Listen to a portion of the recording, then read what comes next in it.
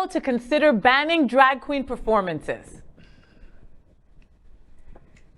Last week, Blaine Conzatti is the president of the Idaho Family Policy Center. As a rule, if you're new to American politics, any organization that has words like the Family Policy Center in it is definitely bad. That's just how it works. It'll never miss.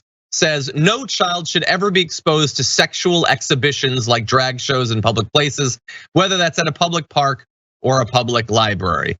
Again, what is supposed to be necessarily sexual about this? I have no idea. I don't often hear people say that being at the beach is a naturally sexual thing, despite the fact that people are showing more flesh there. You know, Donald Trump ran beauty pageants. Are those necessarily sexual? No, of course not, because that's something that is generally designed for straight people to get off to. They don't have a problem with that. When it's something like this where it's queer culture, then suddenly, instinctively, they feel like it's sexual and thus threatening. So their draft bill that this individual is putting together is supposed to be introduced as soon as the legislature gets underway. We don't know exactly what it's going to say or who is going to sponsor it. Last week, Blaine Conzatti, the president of the Idaho Family Policy Center, told the Idaho Capital Sun that his organization had partnered with conservative lawmakers to draft a bill that will be introduced in the next legislative session. The bill aims to ban drag performances in all public venues, including at pride events, libraries, or in public parks. Conzatti cited a drag performance in Coeur in June, where a drag queen was accused of exposing himself to children at a pride in the park event. The video of the event was found to be doctored, and the drag queen is suing the conservative blogger who posted it for defamation. Conzatti believes drag is a sexualized caricature of gender and compares it to blackface. He said in the interview with the Capital Sun, quote, "No child should ever be exposed to sexual inhibitions like drag shows in public places, whether that's a public library or a public park."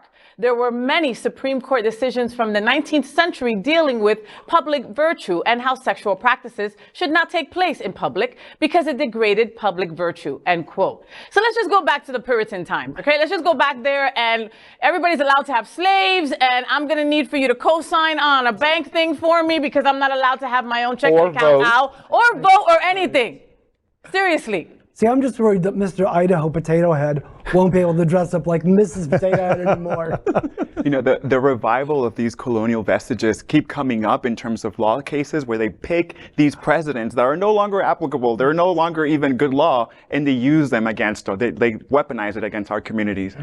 Let's be done with this. It's enough. Lying, cheating, and stealing, right? This is a doctored video. So every time that we talk about the tactics of anti-LGBT individuals, we talk about how they're lying, cheating, and stealing in order to be able to advance their agenda. And I love the word that you used, you know, their colonial sort of vestiges, right? Because the thought that always comes to my mind is like, what happens to a colonized mind, right? That little colony in that mind lives in there, and it does its, you know, machinations non-stop. And they're at work, and they're working, and somebody will tell you, oh, but I love black people, oh, but I love gay people. But then you see the work that they do, and it's the devil's work because their minds are so colonized. That's right. Absolutely. And principally, in my opinion, that flows out of privileged white male decision-making in those colonial vestiges,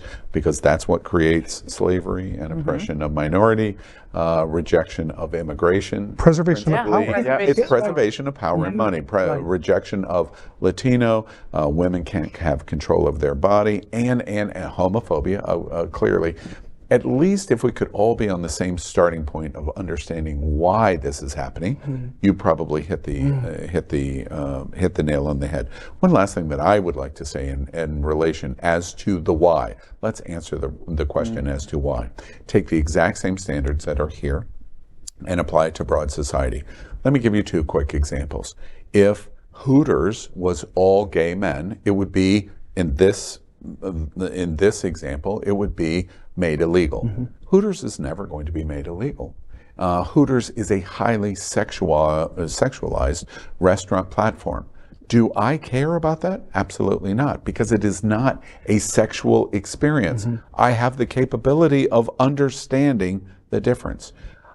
If you watch the movie Grease, Grease is built on a sexualization of men and women, the greasers versus the girls, and losing your virginity, and Sandra Dee, and. It's all based on that. If that was all gay men, this standard would not be met. The commonality of the two, and tens of thousands of cultural references which are exactly like that, the difference is only homosexuals. Yep. It is homophobia, and it's not bad when it is heterosexual, straight. Right. That is the quintessential definition Hypocrisy. of homophobia and the Completely. hypocrisy of it. If you take a kid to Hooters, if you take a 10-year-old boy to Hooters on his birthday, okay, they will put him up on a table, put balloons in his shirt, like boobs, and all the girls will dance around him, all right? There's nobody protesting outside of Hooters, are there? If it was a gay place, completely different. It would be a mess. And I love your anger today, Faye. yeah, I do. I do. RuPaul has She's going to go canvassing on Saturday. need to. This is a mess. That's exactly. Knock, knock, knock. RuPaul has canvassed a brand for 35 years, and the whole world celebrates it, and it wins Emmy after Emmy, and its inclusivity and how positive it reflects on the caricature of drag. It's not until 2022 it becomes weaponized.